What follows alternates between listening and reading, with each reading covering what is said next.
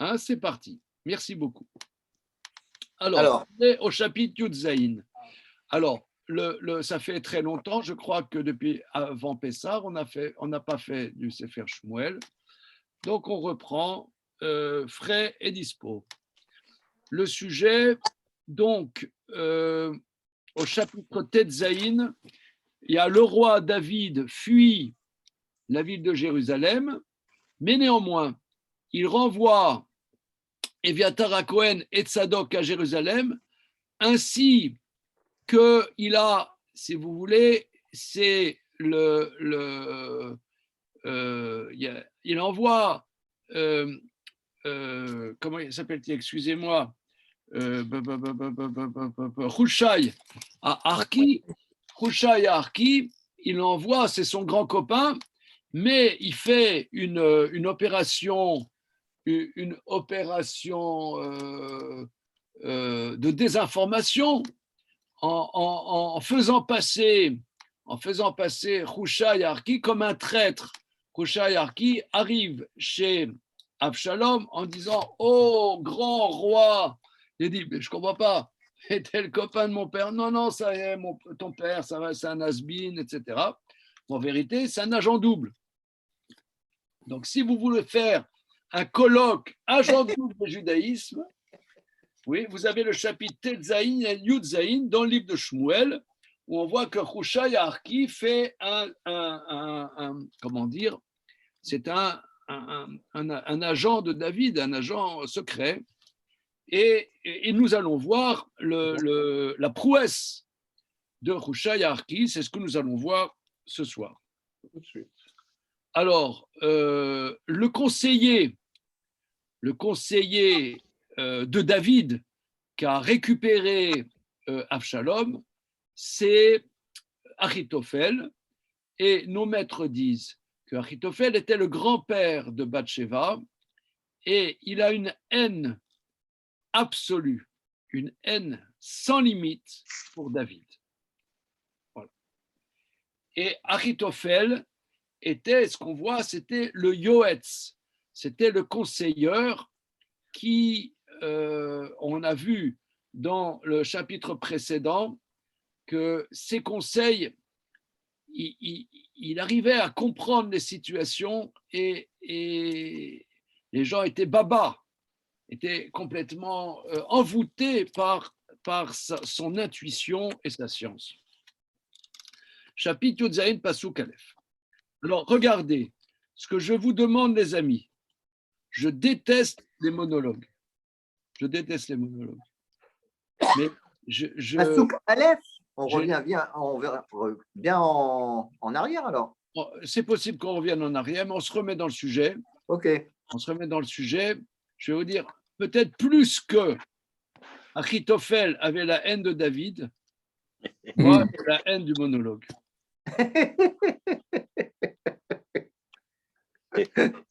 Mais vous, on vous comprend, mais Achitophel, on ne comprend pas. Comment? Vous, on vous comprend. Attends, pourquoi tu ne comprends pas? Il y a un type, il a abusé de sa petite fille, il a envie de le buter. Mais ce n'est pas David Amélar qui a abusé. Ah, si. Oui, bien sûr, oui. Je confonds avec l'autre. David, ça dépend comment on voit. David, au sens simple, oui. il a abusé de sa petite fille. Oui. Et après, le type, il va dire, voilà, je suis le grand sadique de la génération. Je veux dire, c'est un faux. C'est un faux. C'est un faux international. David, c'est un faux international. Qu'est-ce que c'est que cette histoire? OK? Alors maintenant, Avshalom, il demande, donc c'est vrai, tu as raison, Charlie, je reviens en arrière, mais parce que, bon, j'ai repris, j'ai vu des commentaires. Non, je ne fais pas le faillot, c'est pas parce que je savais ou que j'attendais, c'est que j'avais ma page à l'endroit oui, où non, on s'était mais arrêté. d'accord. Non, mais ce que je veux dire, c'est que j'ai regardé des commentateurs et que nous n'avions pas vu dans les fois précédentes. Et ça top. C'est bien. Vayomer Achitophel el Avshalom. Achitophel et Avshalom. Evrecha na 12,000 ish. Ve'akuma verdefa achare David alayla.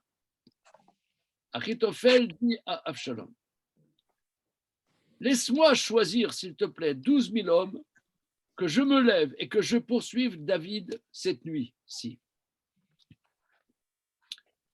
Ve'avo alav, ve'u yagia, urefe yadaim, ve'rati oto, ve'nas kol ha'am asher ito, ve'keti et ameler levado. Je viendrai, il est épuisé, il a les mains affaiblies. Je le terroriserai, le peuple qui avec lui partira, je frapperai le roi seul. Si ça ne s'appelle pas haïr son frère dans son cœur, tu m'appelles. Hein. Là, il a une détermination absolue de tuer David. Lotin. Ve'asima kol ha'am elecha keshuv hakol ha'ish asher ata mevakesh kol ha'am yeshalom. Ve'ashiva kol ha'am elecha, je ramènerai tout le peuple vers toi. Tu seras donc un roi sur tout le peuple d'Israël. Keshuv hakol ha'ish. Alors, une seconde, comment traduire? Une seconde, Keshuv hakol, voilà. Aishata mevakesh yase bo bakashatra. Raka kolam yeshalom ze mikra katse. Rachid dit, le verset est tronqué. Si on cherche la structure véritable du verset, ça ne va pas. Vashiva kolam elecha, keshuv akol, reviendra tout vers toi. Aishata mevakesh kolam yeshalom. Quand l'homme que tu recherches, alors quoi? Tout le peuple sera en paix. Là, est-ce que vous êtes convaincu qu'il y a il ne parle pas français là, Achitophel. Il a pris 3 cafés avant de parler. Il a une altération.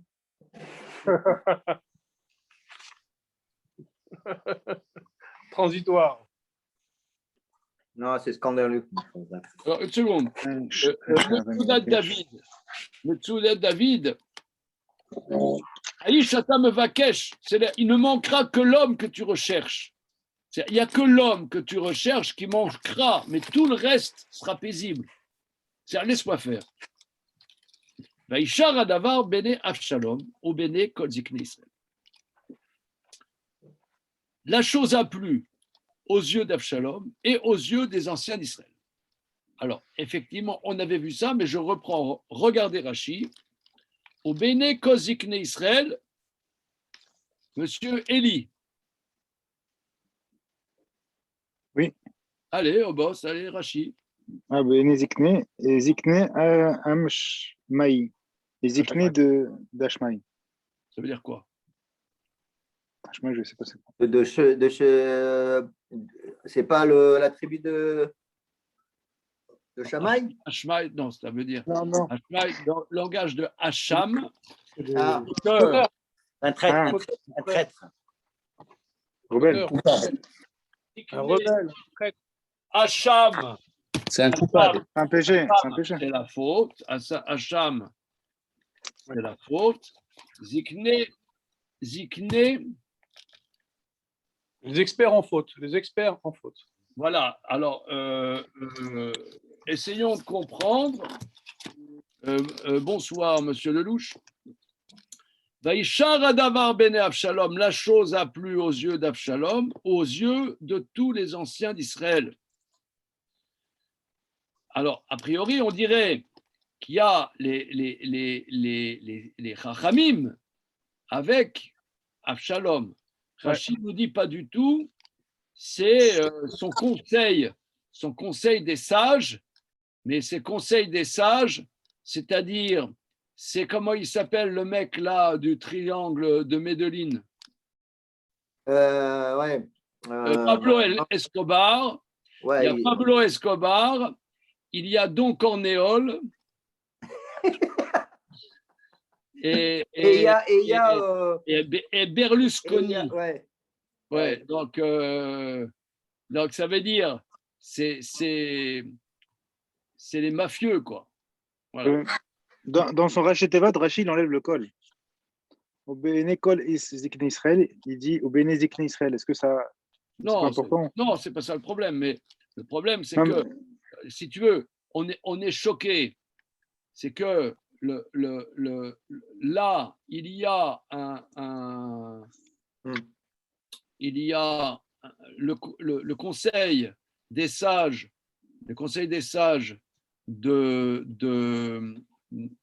d'Avshalom est appelé dans le verset Kol Zikne Israël. Donc, c'est les Chachamim qui étaient pour la mort du roi David.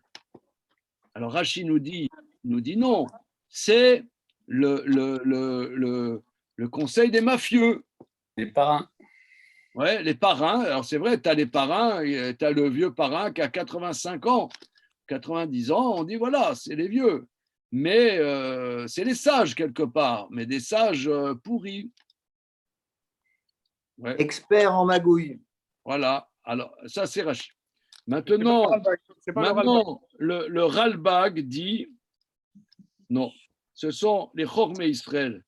Regardez Ralbag, si vous avez dans votre édition, Rabbi Levi ben Gershon, est-ce que vous pouvez nous faire une petite vignette, peut-être une petite vignette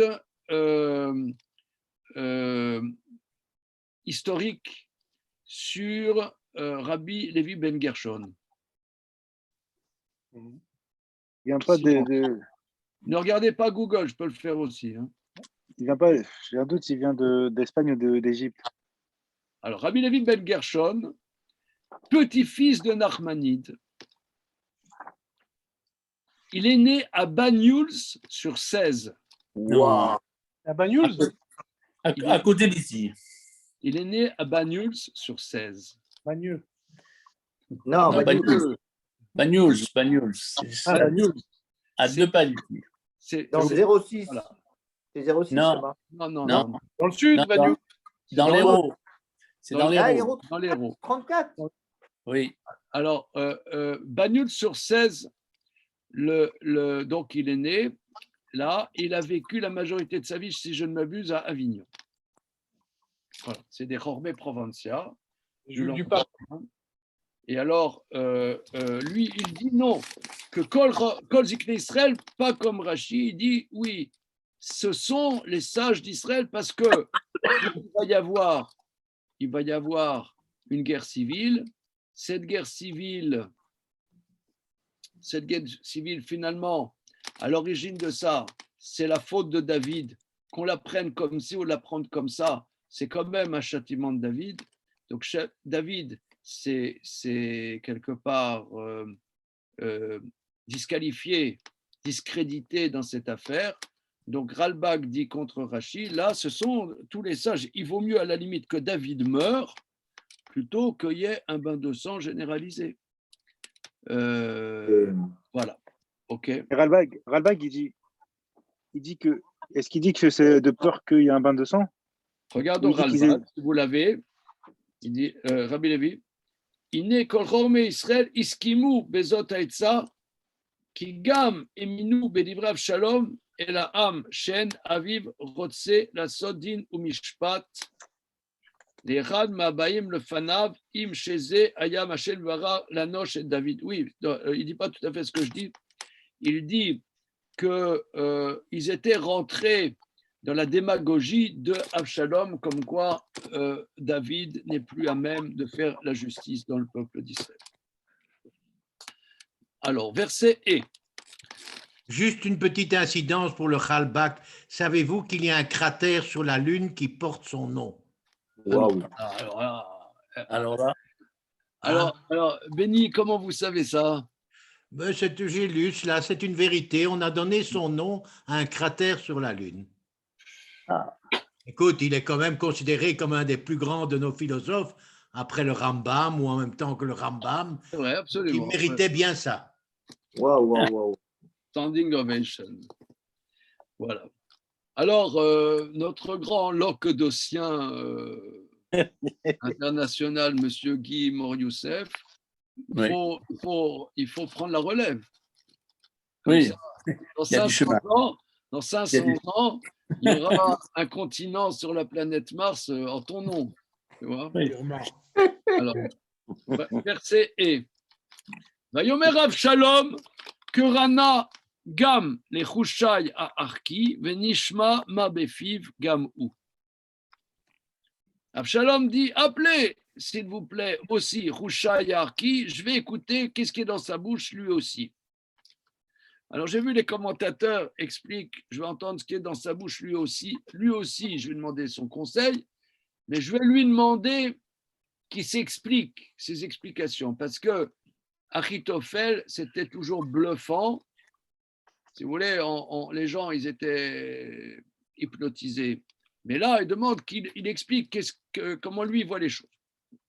Alors, les commentateurs aussi expliquent que Avshalom, l'autre, il a dit, regarde, laisse-moi, je suis déterminé, avec 12 000 hommes, je vais massacrer ton père.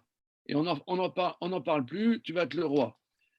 Et quand même si il se révolte contre son père, mais ça lui fait bobo quand même. Hein? Il dit, attendez, je vais demander quand même un autre avis. Hein? Je vais demander un autre avis. Vayavo Hushai elav Shalom, vayomer Avshalom elav lemor. דבר הזה דיבר אחיתופל, הנעשה את דברו, אימאין אתה דבר. Hushai arrive chez Avshalom, Avshalom lui dit, regarde, voilà ce qu'a dit Achitophel, est-ce qu'on va faire comme il a dit ou non? Allez, parle. Vayomer Hushai el Avshalom. L'utova et ça, Sheria Tsaritoel Bapa Mazot. Hushai dit non, c'est pas un bon conseil. Hein. Pour une fois, hein, même les plus grands esprits, là, non, c'est pas bien, franchement. Là, cette fois-ci, je comprends pas ce qu'il dit. ויאמר חושי, אתה ידעת את אביך ואת אנשיו כי גיבורים המה, ומראה נפש שמה כטוב שקול בשדה, ואביך איש מלחמה ולא ידיד את העם. Excuse-moi, c'est quoi ce Haraki? C'est une tribu, c'est une tribu qui était. Alors, Aror, ça veut dire long. Ouais. C'est peut-être le sens simple, moi je dirais Arki, ce n'était pas quelqu'un qui avait le choix d'aider l'armée française. La France a lâchement abandonné. Hein. Bah oui. Vous avez tout dans le texte. Je ne suis pas. On est chapitre Shmuel Bet, chapitre Yudzaïn, verset Chet. Hey. Chet. Chet. Alors, Aror, ça veut dire long. On peut expliquer peut-être que il était très grand. C'est un géant. Ah, d'accord. Non, c'était pas une tribu. Ça peut être un lieu dit, mais ça peut dire Aror, ça veut dire Arki, ça veut dire le géant. C'était un soldat en vérité à l'origine, un soldat de David. Donc peut-être il a un géant qui est avec lui. C'est le sens simple. Hein. Ok. Voilà. Alors Hushai dit, tu connais ton père et les hommes qui sont avec lui, ce sont des vaillants. Et ils ont l'âme amère, comme un ours qui a perdu ses enfants dans les champs. C'est-à-dire un ours qui a les enfants en danger, il devient une furie. Et là, l'amertume de ton père va le rendre une furie. Ton père est un homme de guerre. Velo yalin et ta âme. Il ne va pas les faire dormir. Quoi, toi, tu veux cette nuit l'attaquer en pleine nuit, mais c'est un homme de guerre. C'est la guerre. Eh ben, ils prennent des pilules pour ne pas dormir et ils se battent. Donc, tu vas avec une poignée d'hommes, 12 000 hommes. Non, ce n'est pas une bonne idée. Ineata ou nechba, be'achat apechatim, ou be'achat amekomot, vayakim pol, ba'em batchila, ve'shama shomea, v'amar aita magefa ba'am asher achat shalom. C'est des conseils avisés ou c'est des din Torah qui font? Non, mais il veut gagner du temps. Là, c'est stratégie. C'est stratégie. Vine ata unerba be'achad. Maintenant, il se cache dans une des chatapechatim, comment dire, une place forte. Place forte. Dans un, comment dire, un fossé. un tunnel, des tunnels. Un fossé. Un fossé, enfin, il se cache dans un fossé, c'est-à-dire dans une cachette ou un autre endroit. Et quand ça va tomber de toi, si tu loupes ta première opération d'envergure, Veakin Paul Baem Batrila, si tombe par cela pour la première fois, les gens vont entendre, ils vont dire, voilà, il y a eu une hécatombe dans les gens qui sont avec Avshalom. C'est-à-dire que tu ne peux pas louper la première opération d'envergure. Là maintenant, c'est la première opération d'envergure que tu veux faire. Si tu la loupes, il faut te donner les moyens, il ne faut pas louper. Là, je ne le sens pas, je ne sens pas le truc d'Aritophel. D'Aritophel, d'habitude, c'est formidable, mais là, je ne le sens pas, franchement. Ah, il lui dit, il ne faut pas jouer petit bras, là, il faut y aller. Gamken, Ben Chaïl, Asher Libo, Kelev, Arié, Imas, qui yodea Kol Israël, qui gibor, Ravicha, Ben Chaïl, Asherito.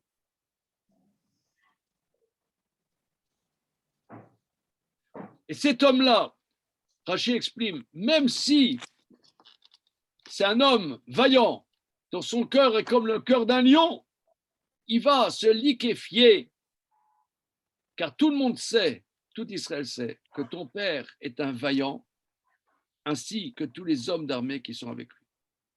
Kiyatzti, voilà mon conseil, en toute simplicité. Et à Sof, Yasef Alera Kol Israël, Medan Vad Beersheva, fait une mobilisation générale de tout Israël, de Dan jusqu'à Beersheva. Kachol Asher Alayam, la rove, comme le sable sur la face de la mer, dont tellement il y en aura. Panecha olchim bakrav, et ton visage ira au front. Banu elav be'achat המקומות אשר נמצא שם ונחנו עליו כאשר ייפול הטל על האדמה ולא נותר בו בכל אנשים אשר איתו גם אחד. Et nous viendrons vers toi, nous viendrons vers lui, dans un des endroits où il se trouve, et nous tomberons comme la rosée sur la face de la terre, et il ne restera personne, ni de lui, ni de tous les hommes qui ont voulu, même pas un. Vimelir Yasef, et si il se réfugie dans une ville, nous mobilisons tout Israël vers cette ville, Chavalim avec des cordes, et Sachavnu atol adanachal adasher lo nimsa sham gam tzchor. Il s'enflamme là. Hein.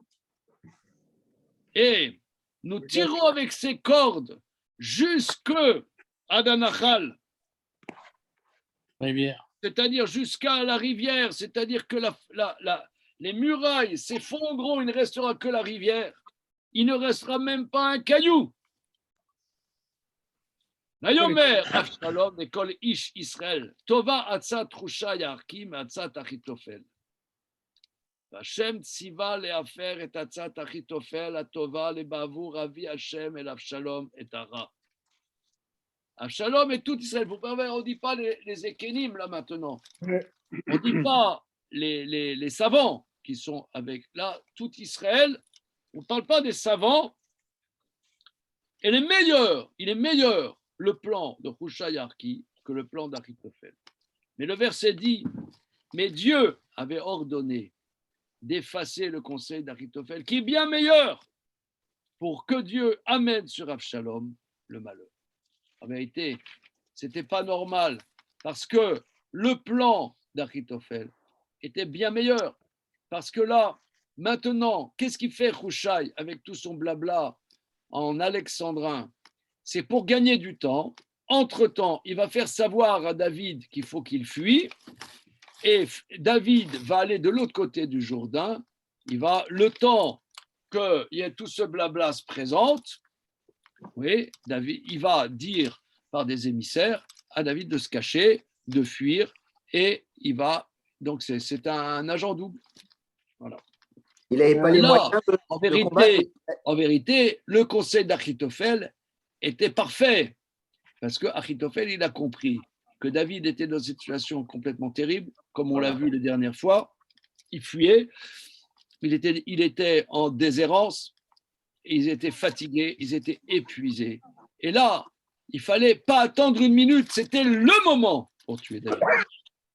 Et là, Absalom c'était un plan qui venait d'Hachem que d'écouter ce félon, Hushai Arki, qui est un félon par rapport à lui. Voilà. C'est bizarre, Kodarav, c'est bizarre qu'on dise au début que et Absalom et tout le peuple ont trouvé que la Hetza était meilleure et qu'ensuite… Elle était bonne. Tova Hetza Hushai Arki, mais Hetza Achitophel était meilleure. Ah, il était meilleur que celle d'Achitophel. Non, parce qu'il les a blablatés. Oui, mais à leurs yeux, elle était meilleure. Oui, mais c'est trompé. Et après, c'est écrit, et Hachem, s'il va aller à faire.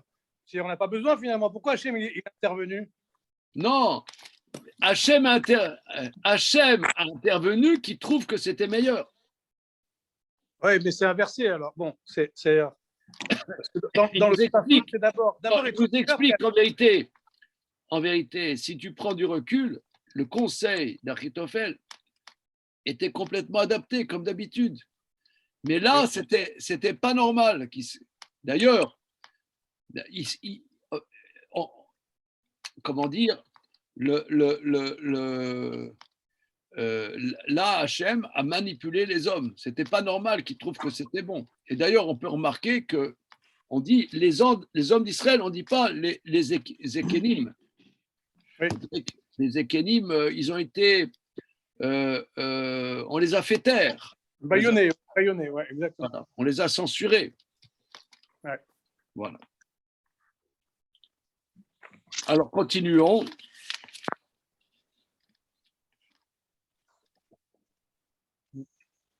Pasuk Tetvav. Fabien, c'est bon? Oui, c'est bon. Vayomer Hushai el Tzadok ve'el Eviatar. On avait vu plus haut que pour protéger le Aaron à Kodesh, David avait dit aux deux Kohanim, à Tzadok, à Eviatar, de retourner avec le Aaron à Kodesh à Jérusalem. Donc il a dit à Tzadok et à Eviatar, les Kohanim, Kazot ve'kazot yatz Achitophel et Avshalom ve'ziknei Israël ve'kazot yatzti ani. Hushai dit à Tzadok et Eviatar, les Kohanim, ainsi a conseillé Achitophel à Avshalom et aux anciens d'Israël, et ainsi, j'ai moi conseillé. Ve'ata, shilchu me'era, ve'agidou les David, les morts, al talen alayla, ve'arvot amidbar, ve'gam avor ta'avor, pen yevula la meler, ou le chol ha'am asher ito.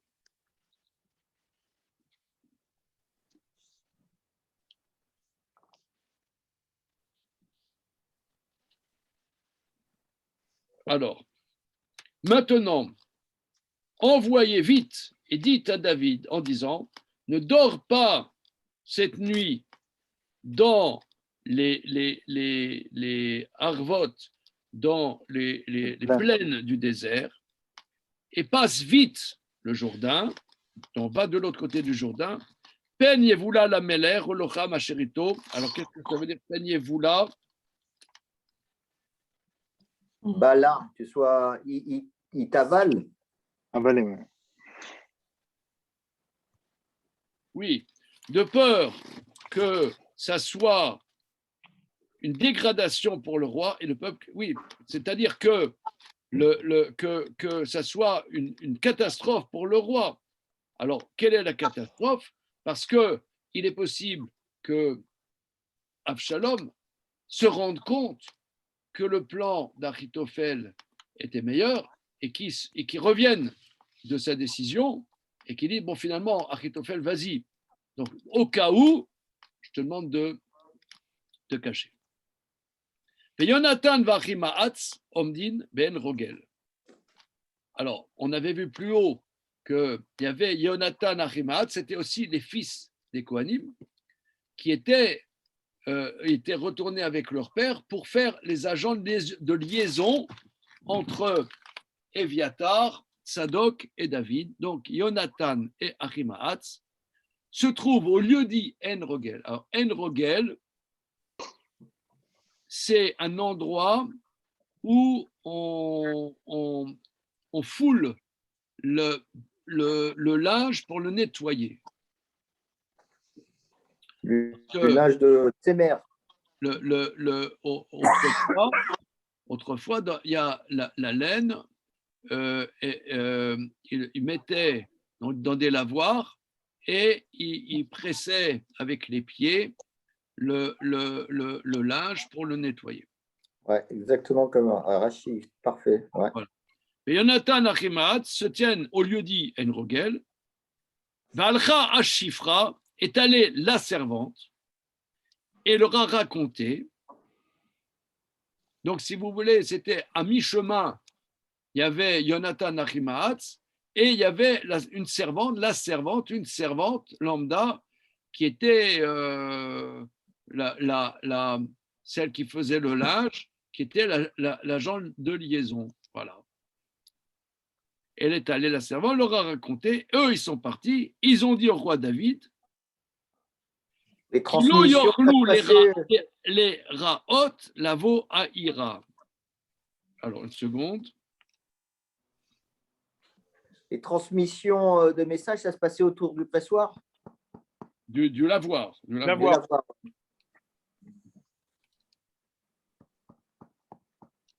Une petite seconde. Ça fait penser à la résistance. C'est en famille qu'on le lave, le linge en général. Toute ressemblance avec des personnages existants est pure coïncidence. Oui, c'est-à-dire qu'il y avait cette dame, c'était l'agent de liaison, qui l'oyorlou les harot lavo aïra, parce qu'eux ne pouvaient pas aller dans la ville, parce que comme ils étaient proches de David, s'ils étaient dans la ville, s'ils venaient auprès de leur père, c'était comment dire, bizarre. C'était bizarre, ça aurait, comment dire, attiré l'attention.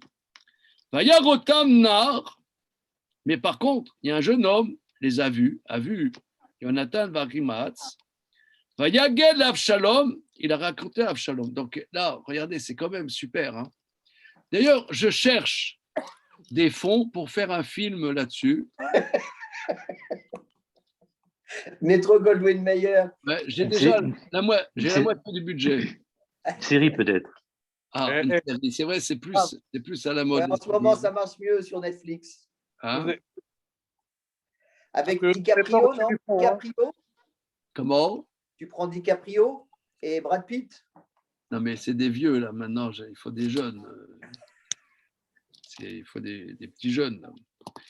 Non, mais bon, ce qui est extraordinaire, c'est que c'est hyper cinématographique. Ouais, ah ouais. Et il n'y a pas un film, peut-être il y a eu des petits péplums qui ont été faits là-dessus, mais il n'y a pas un film qui a marqué le cinéma sur l'histoire de David. Je connais pas. Il y a eu Samson et Dalila. Tant mieux. Comment? Tant mieux. Oh là là.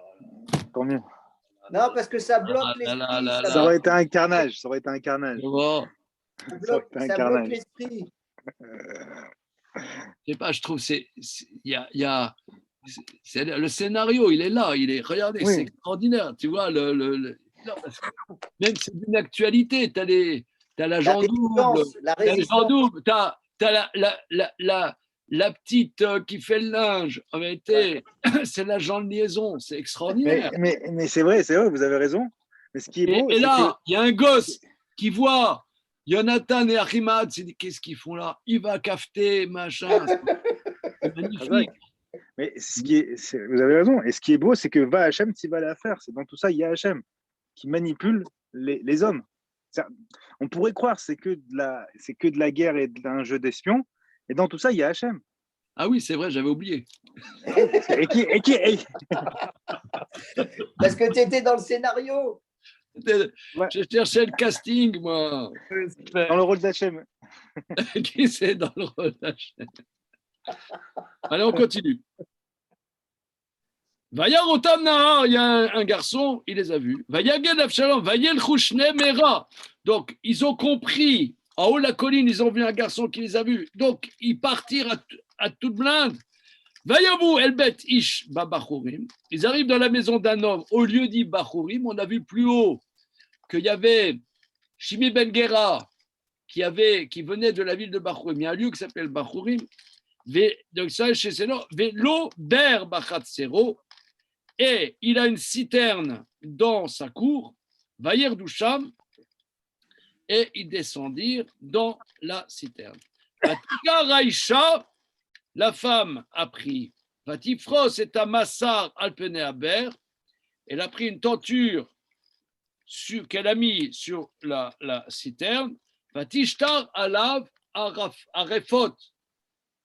Elle a étendu du blé concassé sur la tenture. Vélo d'Adavar, et on ne pouvait pas imaginer qu'il y avait un trou en dessous. Rifot, c'est le blé? Refot, Rashi, C'est le blé? Chitim, Ketushot. Ah oui, d'accord. Du blé concassé. Kemo, Betor, Arefot. On voit ça dans Michelet. D'accord. Voilà.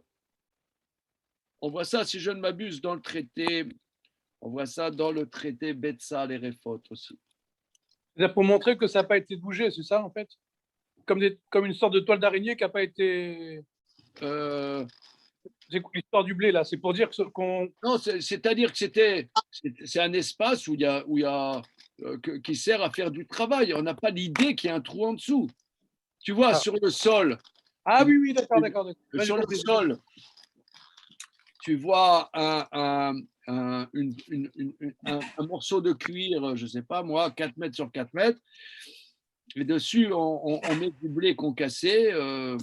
Voilà. Tu n'as pas l'idée qu'en dessous, il y a un trou. D'accord. Les hommes d'Avshalom arrivent dans la maison. Vayomru aya achimaatz veyonatan, so achimaat veyonatan, vatomer lahem Aisha avru michal hamayim, vayevakshu velo matsu vayashuvu Yerushalayim. Donc la femme a dit, ils ont passé michal hamayim. Ils ont passé le ruisseau. Regardez Rashi, très intéressant. Michal hamayim. Ini yodea lo pitaron bemarbechet kol. Je ne sais pas l'explication dans la racine du mot kol. Michal, donc tu as la racine kaf lamed. Je ne vois pas comment kaf lamed, qu'est-ce que ça vient faire ici au niveau de la racine du mot. Alors, regardez, c'est très intéressant parce que la marberet, c'est-à-dire, c'est le cahier, il avait un cahier. Parce que, une seconde. Marberet. Oui, là, j'ai ici, dans ma bibliothèque, la Marberet de Menachem Ben Sarouk. Ah oui. Hein, c'est dans Rashi, il avait donc ce livre-là. C'est ça. Ouais. Et c'était le livre sur lequel il travaillait les racines des mots. Ouais.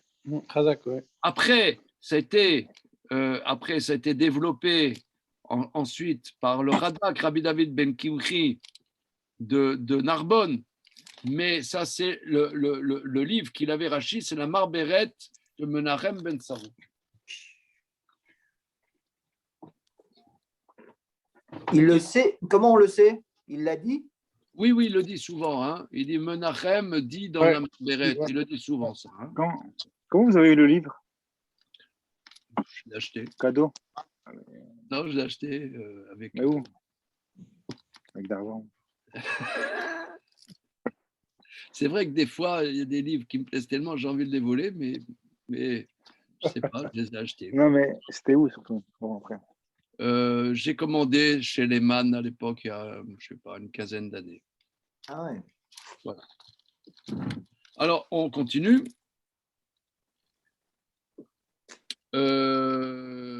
Voilà. Donc, Rachid nous dit, mais au Pitrono, le Fignano, je vais l'expliquer selon le contexte, Shibolet Anar. C'est une rivière d'eau, une rivière qui passe. Voilà. regardez Metsudat Sion, c'est intéressant. Hein. Michal Amaim, Inyano Palagamaim, c'est-à-dire c'est des eaux qui se séparent, Enlo Chaver, il n'y a pas de terme de cette famille dans tout le Tanakh. Enlo Chaver, il n'y a pas d'autres occurrences de cette racine ailleurs. Donc, c'est-à-dire, c'est le cours d'eau qui se partage. Voilà. Donc, ils sont passés là-bas, vous voyez, il y a les rivières, il y a le croisement des rivières, ils ont traversé le croisement des rivières, comme ça explique Metsudat Sion. Voilà. Vayevakshu, ils sont allés voir, ils n'ont pas trouvé, ils sont retournés à Jérusalem. Vayahi achare l'ertam, vayalou me'aber, ce fut quand ils partirent, ils montèrent du trou. Vayelchou, ils partirent. Vayagidou la Meler David, ils rapportèrent au roi David. Vayomru el David, ils dirent à David, Koumou, levez-vous, ivrou mera et amaïm, passez vite l'eau, qui karayat salechem Achitophel, car comme ça, Achitophel a fait le plan que cette nuit, il va venir vous massacrer. Alors, c'est c'est intéressant qu'en vérité, le plan qui a été retenu, ce n'est pas le plan d'Achitophel, mais il vaut mieux se préserver d'un retour de David. Comme David, David se leva ainsi tout le peuple avec lui. Vayavru et Yarden ad or aboker. Et ils traversèrent le Jourdain jusqu'au lever du matin. Adecha lonedar. Aucun ne manquait à Sherloavar et à Yarden qui n'est pas passé le Jourdain. Regardez la suite, et là, ça commence à être sérieux. Vachitophel ra kelo nasta atsato vayachavosh et achamor vayakom vayeler el beto el iro vayetzav el beto vayechanek vayamot vaykaver bekever avi. Alors, Achitophel a vu que son conseil ne s'est pas fait.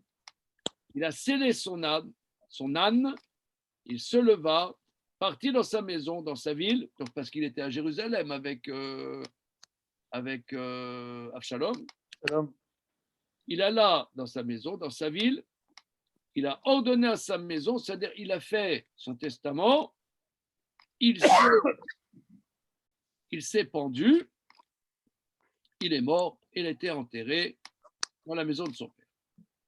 Alors, ici, il y a énormément de choses importantes. On a le droit d'enterrer un suicidé? Alors, on sait que la Mishnah du Perek Chelek, la première Mishnah du 11e chapitre du traité Sanhedrin, nous dit qu'il y a 4 rois et 4 hommes simples qui n'ont pas part au monde futur. La Mishnah dit Kol Israël Yeshem Chelek Olam Haba, tout Israël a part au monde futur, sauf 7 qui n'ont pas part au monde futur. Celles qui n'ont pas part au monde futur. Il y a 4 rois et 3 hommes simples. Parmi les hommes simples, il y a Doeg, Achitophel et Gehazi.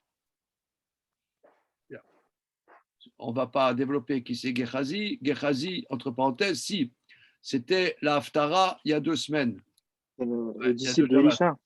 Comment? Les quatre lépreux qui étaient à la porte de Shomron, c'était Gehazi et ses 3 fils. Bon, c'était le serviteur, c'était le shamash du prophète. Bon, qui a fauté, le sujet n'est pas ça. Alors, Achitophel, un des 3, c'est Achitophel, on dit Elo Chelek L'Olam Haba. Alors, il y a plusieurs explications pour lesquelles il n'a pas part au monde futur. Une des explications, c'est qu'il s'est suicidé. D'ailleurs, quelqu'un qui se suicide, on ne dit pas qu'il est rotséar sur lui-même, On dit Me'abed atzmo ledat. Vous connaissez l'expression?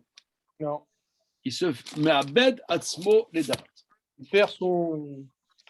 Il Me'abed Une altération. il se fait perdre sciemment.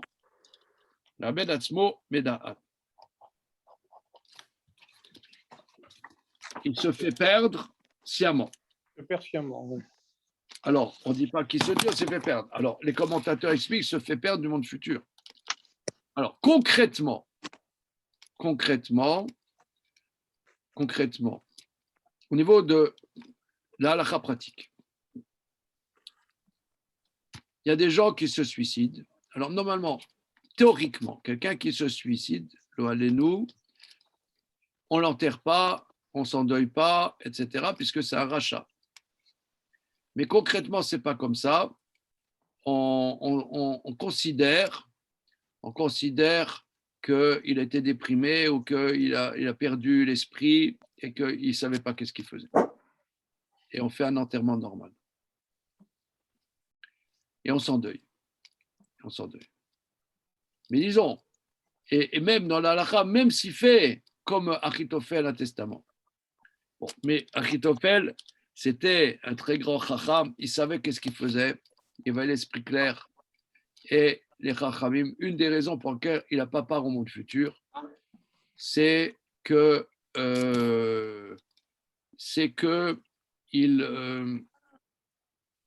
suicidé. Alors maintenant aussi, pourquoi s'est-il suicidé? Puisque les commentateurs disent pourquoi s'est-il suicidé, puisqu'on voit que même Shivi Ben Gera, qui a maudit David a dit, bon, ne touchez pas, c'est Dieu qui me punit avec ce que j'ai fait.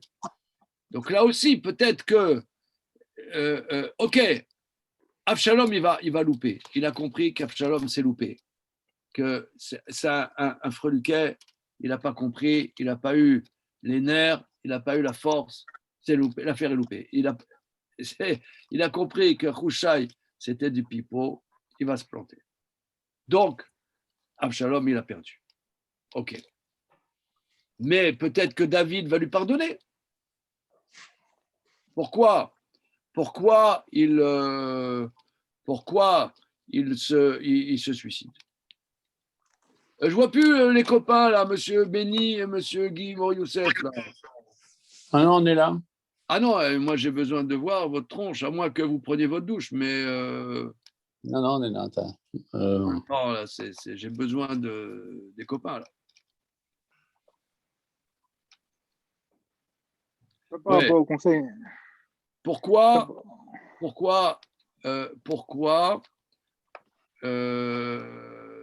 il se suicide? Alors, les commentateurs disent, au niveau juridique, au niveau halachique, que c'était un gros malin. Parce que le roi, disons, donc je pose cette question que les commentateurs posent, pourquoi, s'imagine pas, on voit que David est très magnanime. Alors pourquoi à la fin, il règle les comptes quand même. Hein. Comment il règle les comptes? Alors, disons, les commentateurs expliquent que la haine n'était pas que par rapport à David, mais que par rapport à la royauté de David. C'était à la Malchut Bet David. Il s'oppose pas seulement à David, mais à la Malchut Bet David. À la comment dire, à la légitimité, comme on voit, à la légitimité de la royauté de David. Et ça, en vérité, le roi, il n'a pas le droit d'être mochel.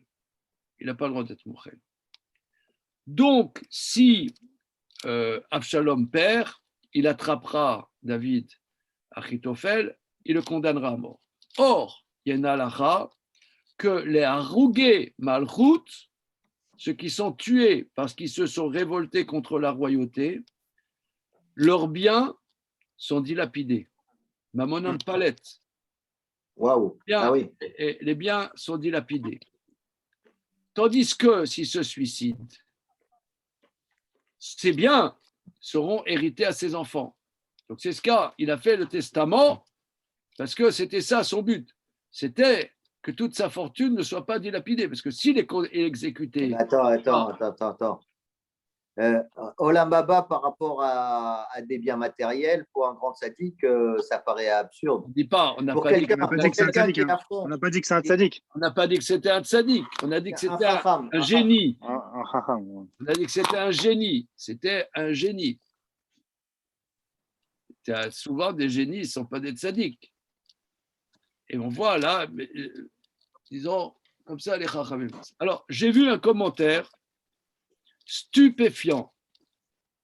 Alors, un commentaire, alors, il y a un livre c'est un maître actuel, c'est un Talmid Chacham qui est à Jérusalem, actuel, qui a fait une série de livres sur le Nar, et je vous ai déjà rapporté des enseignements de ce livre.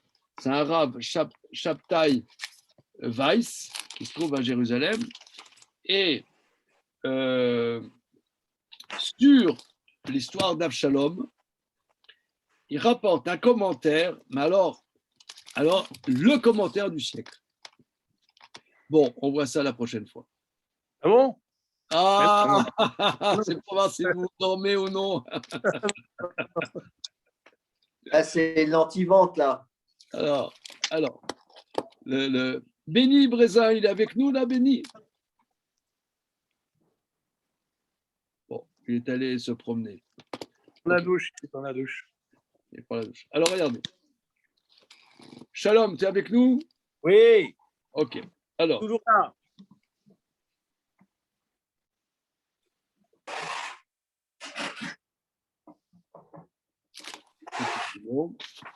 voilà.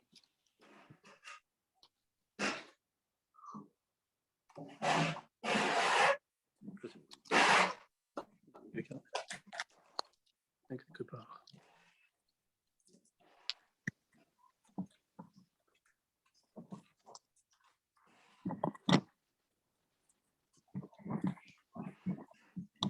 Alors,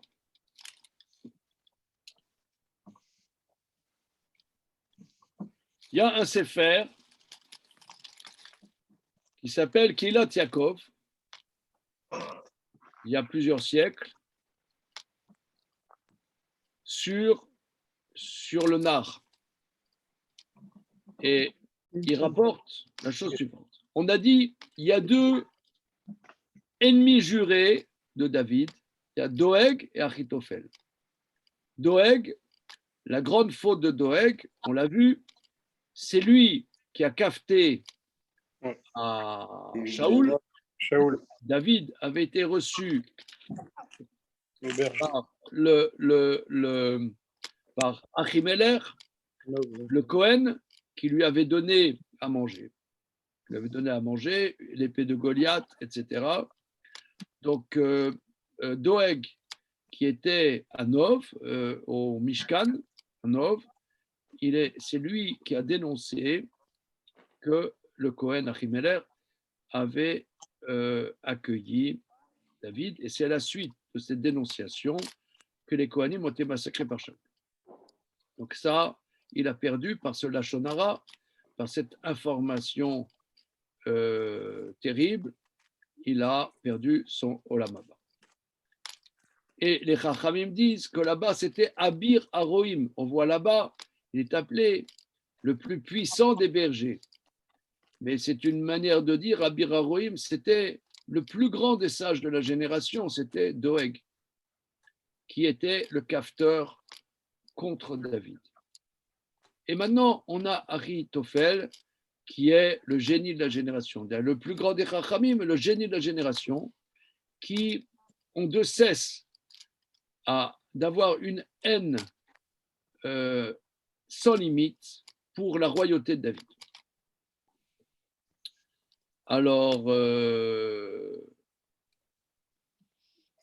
la Gemara analyse pourquoi il est mort par la strangulation, par Yechanek, il s'est pendu, donc c'est strangulation. Alors, la Gemara Daf Yud Aleph, dans Maseret Makot, explique ça. Est-ce qu'il y en a qui connaissent la Gemara là-bas, Daf Yud Aleph dans Makot? Là, nos amis à Henri Murger, là, qui font le Daf Yomi. Ça fait trop longtemps que je l'ai faite, moi. J'ai oublié. Alors, le sujet, il y a une Gemara un peu bizarre. Là-bas, le sujet, c'est comme ça. Alors, ça va être un peu, j'espère que je ne vais pas vous endormir. Oh, monsieur Mor Youssef, je sens qu'il va s'endormir là. Il y en a des fois pour raconter, on raconte, pour s'endormir, on raconte une histoire, tu vois. Je vais vous raconter l'histoire. On raconte là-bas que le prophète Nathan a dit à David, bien que toi, tu veuilles construire le temple, c'est pas toi qui vas le construire, c'est ton fils, Shlomo. Ok. David, il a dit, ok, d'accord, j'accepte, c'est pas moi qui vais construire le temple. Mais moi, ce que je peux faire quand même, je peux faire les fondations. Ouais. Ah oui, oui. Je peux faire. On m'a dit, je construis pas ça, mais je creuse les fondations. Et il a creusé les chitines. Les chitines, ce sont des trous dans lesquels on met les libations de vin, les libations d'eau, qui vont au centre de la terre. Il a creusé, il a creusé, il a creusé. Et l'abîme, le magma du centre de la terre a commencé à monter. Le théum, l'abîme a commencé à monter et allait submerger la terre. J'entendais ça monte, ça monte, ça monte, ça monte, ça monte. Et David ne savait pas quoi faire. David a dit, est-ce que on a le droit d'écrire le nom de Dieu sur un morceau d'argile et de le mettre pour que l'abîme s'arrête. Mais si je le mets dans le magma qui monte, le nom de Dieu risque d'être effacé. Est-ce que pour sauver le monde, j'ai le droit d'effacer le nom de Dieu? Oui ou non? Alors, silence dans la salle. Personne ne savait répondre. Alors, David, il a dit, si quelqu'un sait, ne répond pas, qu'il meurt par strangulation. Pourquoi? Parce que si l'abîme monte, on va tous noyer. Donc, Mida Keneged Mida, que celui qui ne dit pas, qui ne veut pas nous faire échapper la noyade, eh bien, qui meurt strangulé. Non, mais le magma, c'est pas. Alors, une seconde. Alors, il ne faut pas m'énerver. Alors, une seconde. Il est trop réveillé. Achitophel, il a dit, c'est permis. Et la Gemara dit qu'à la klalat chacham, même bechinam iba, la malédiction d'un chacham, même si la condition ne s'applique pas, eh bien, elle s'applique, la malédiction. Comme on voit, il est mort strangulé. Ouais. Alors, on ne comprend rien dans cette histoire. On ne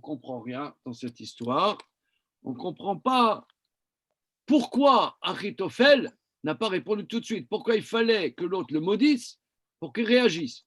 Tu as le magma qui monte. Est-ce que quelqu'un sait? Personne. Si quelqu'un sait, ne le dit pas, qui meurt strangulé. Ah, et alors là, il parle. Mais alors, pourquoi il n'a pas parlé avant?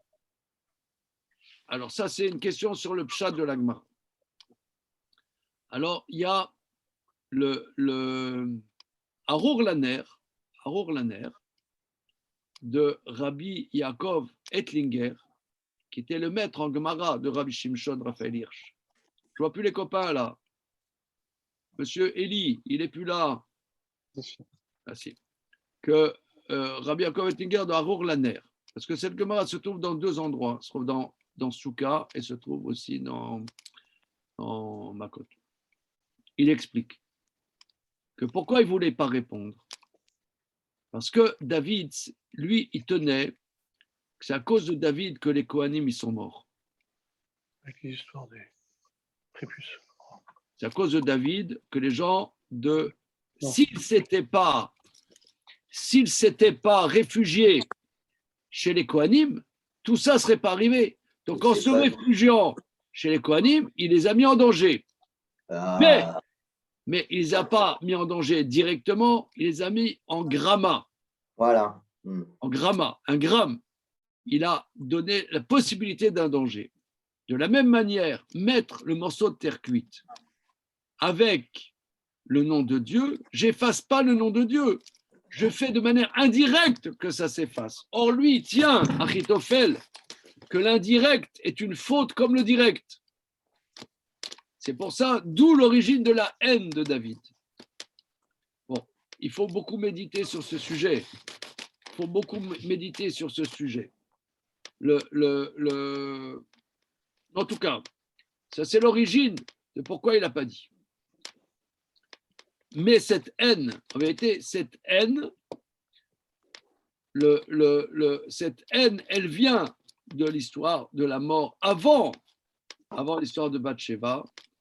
C'est de, si vous voulez, moi j'explique comme ça ce passage. Vous voyez par exemple là, dans mon bureau, il y a l'électricité. Ah, l'électricité. Vous avez remarqué? Et j'ai l'impression, chez vous, il y a aussi l'électricité. Est-ce que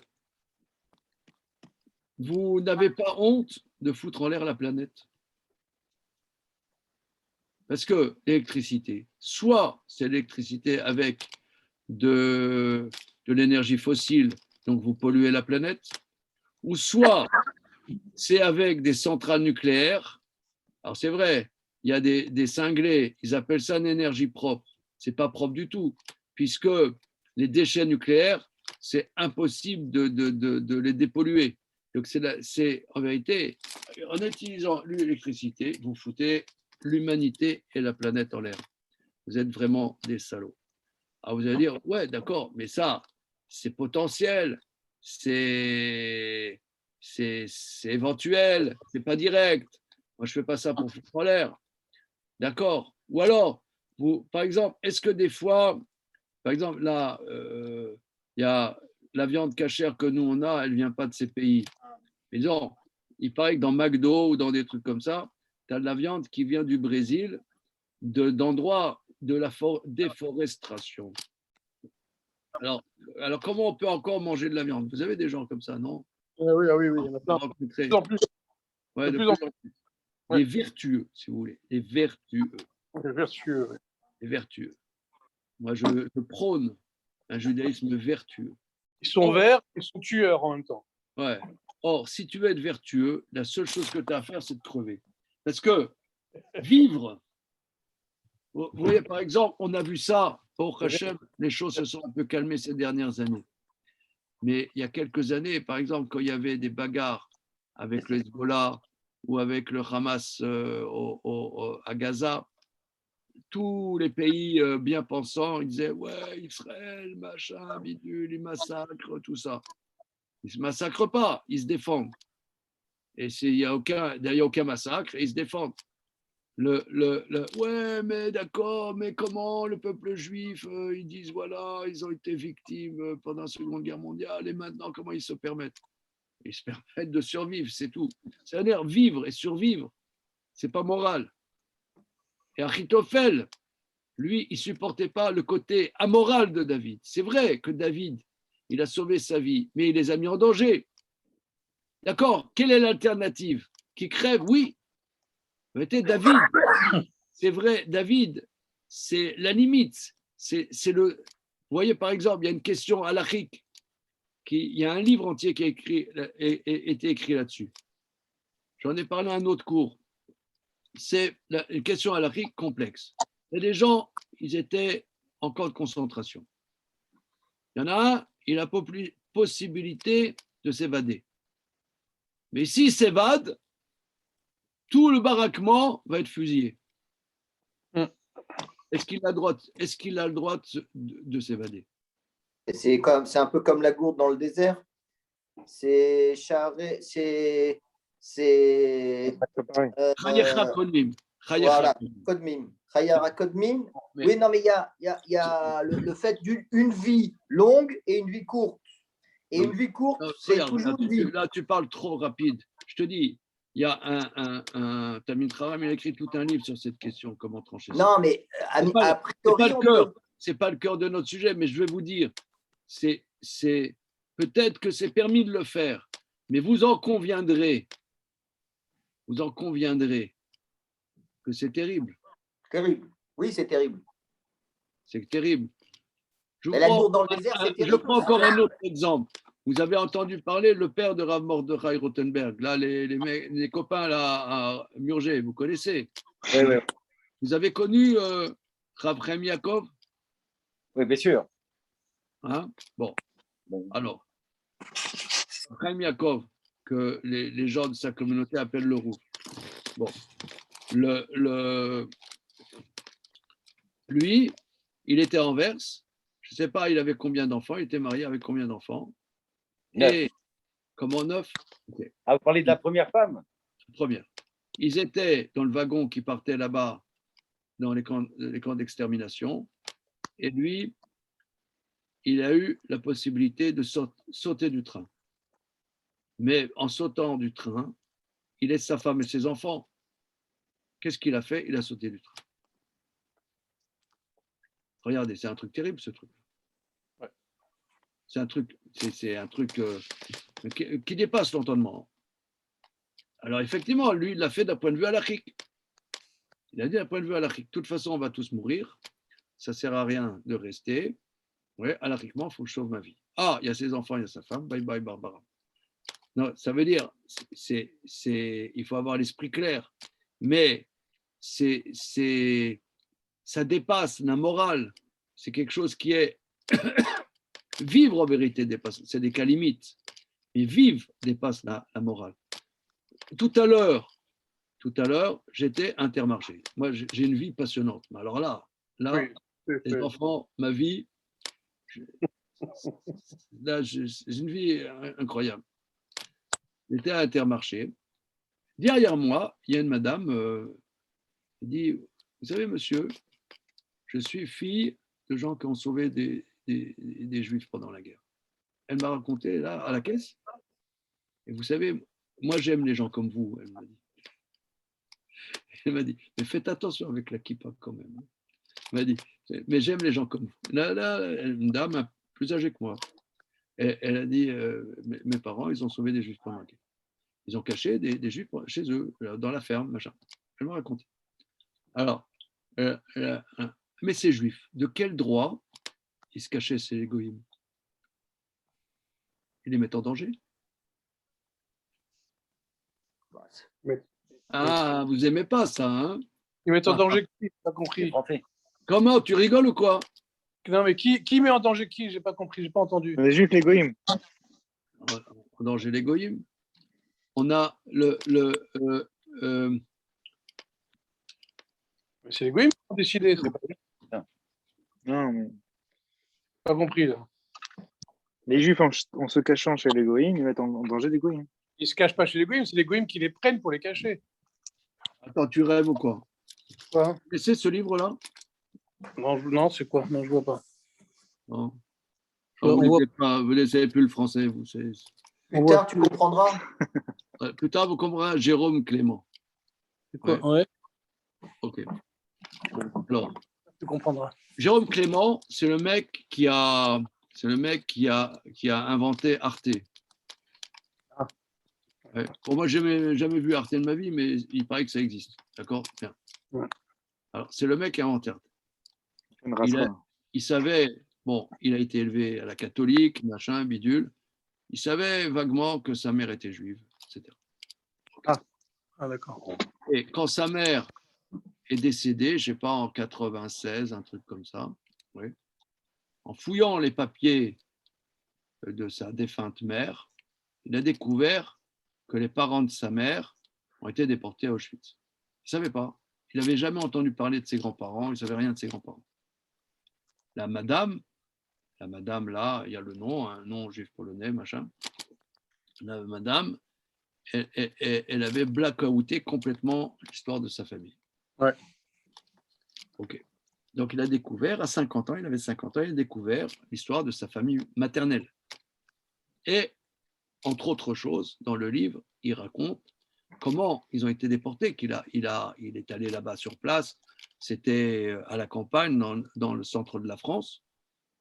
Il y a des paysans, enfin, c'était un hôtel, où l'hôtelier, il savait que c'était des Juifs, et il les a accueillis dans son hôtel. Eh bien,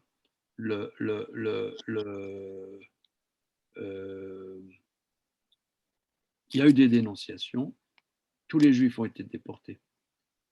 Mais ces gens qui cachaient des Juifs, ils se faisaient tuer aussi. Ah ouais. Comment toi, tu dis, voilà, moi, je sauve ma vie, mais tu mets les gens en danger. Alors, al-Rakman, c'est moutard, c'est permis, mais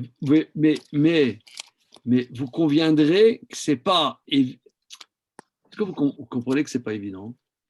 Oui. Oui. C'est al-Rakman problématique. Tu mets quelqu'un en danger. Pour sauver si lui, il accepte de se mettre lui-même en danger. Comment? Il accepte lui-même de se mettre en danger. Parce que pour lui, une vie qui serait une vie de soumission et qui ne serait pas dans l'honneur, il a l'impression que ce n'est pas une vie. Il n'a pas l'impression de se mettre en danger. Non, c'est bien, c'est bien. Bon, c'est bien. Il y en a qui sont morts à la suite de ça, à la suite de dénonciation.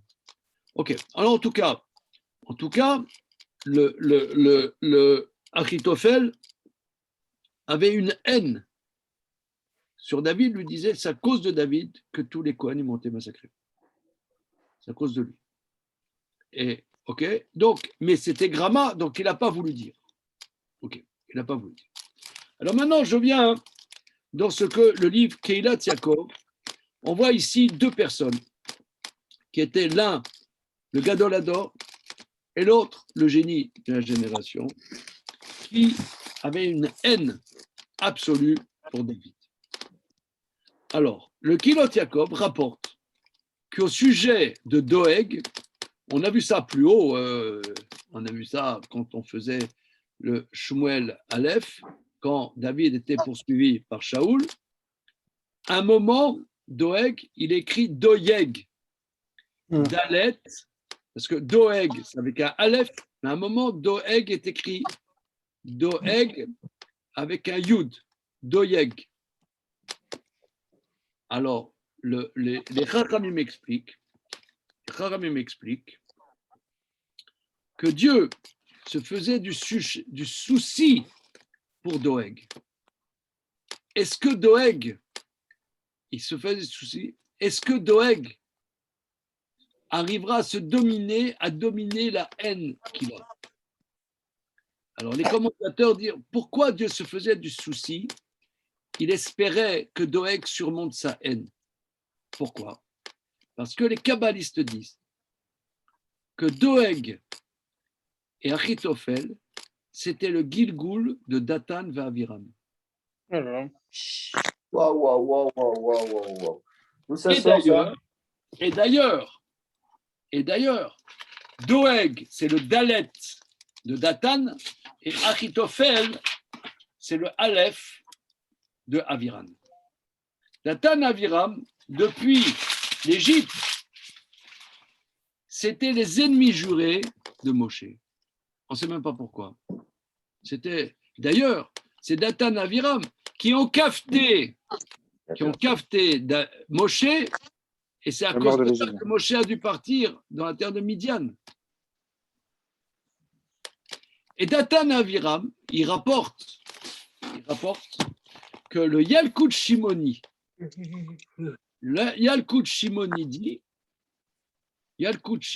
dit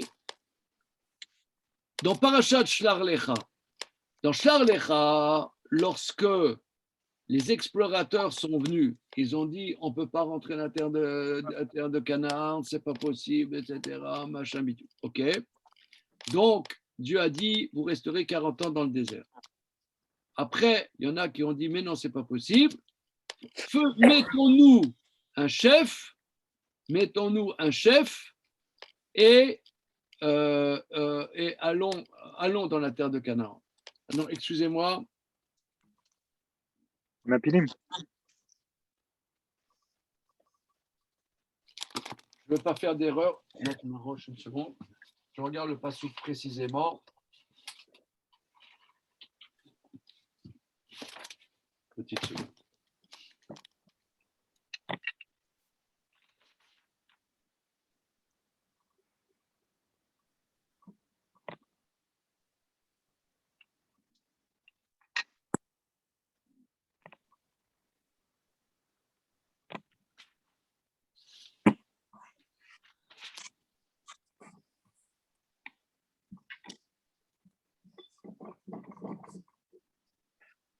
café. Je prends plus de café. Ce soir. Je vais dormir et je sais pas trop. Non, quand ils ont dit Nat nous roche, donnons-nous une tête, c'est retournons en Égypte. Charles Echal, seconde. Content. Ouais, non, non, c'est après les explorateurs. Pardon, excusez-moi, c'est pas les Mapilim. C'est après les explorateurs.